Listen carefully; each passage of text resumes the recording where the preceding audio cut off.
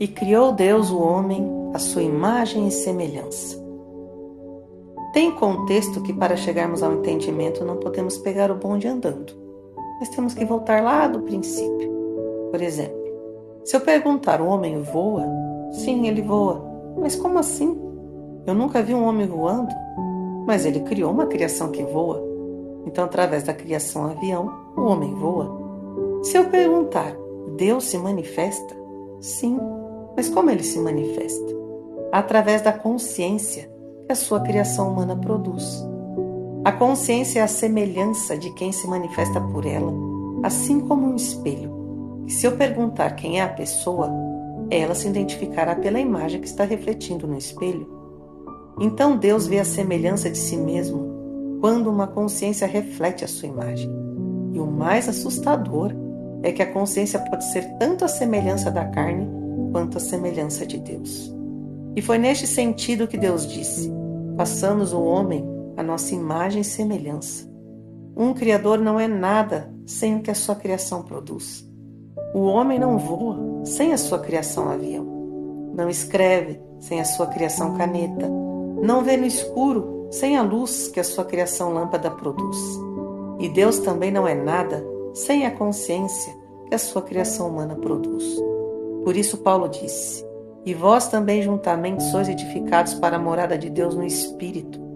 Deus só pode ser pela consciência que o ser humano produz. E nós, consciências, somos a semelhança de Deus pelo Espírito e jamais pela carne que é a criação. Então precisamos entender todo o contexto para vermos do que está falando. Quando você olha para um espelho, o que você enxerga?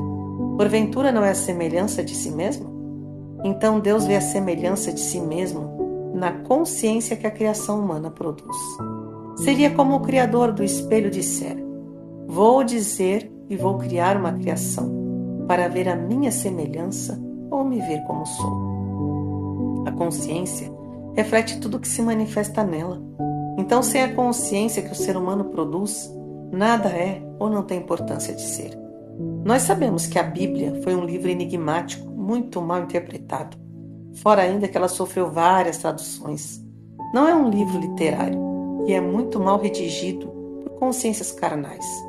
Muitas vezes não é nada do que estamos lendo, mas sim o significado do que quer dizer, da ressurreição que não é na carne, do batismo que não é na água, do pão que não é de farinha, do vinho que não é de sangue, da Eva que não é a mulher, do Isaac que não é o da carne, e outras coisas mais.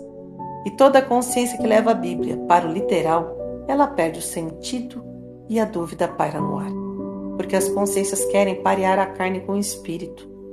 Paulo disse que na lei está escrito que não devemos trilhar o grão enquanto o boi estiver comendo. Mas em seguida ele disse: porventura tem Deus cuidado com os bois? Ou a lei se refere a nós?